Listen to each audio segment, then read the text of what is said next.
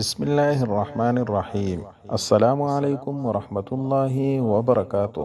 محترم ناظرین، ہر نماز کے بعد یہ دعا ضرور پڑھے۔ فرض نماز کے بعد کی ایک اہم دعا۔ حضرت مغیرہ رضی اللہ عنہ فرماتے ہیں کہ میں نے نبی اکرم صلی اللہ علیہ وسلم کو ہر فرض نماز کے بعد یہ دعا مانگتے ہوئے سنا۔ سماعت فرمائیں۔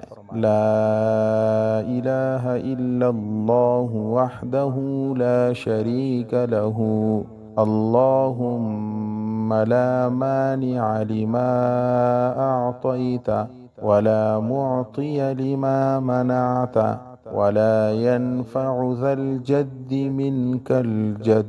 ترجمہ سماعت فرمائے۔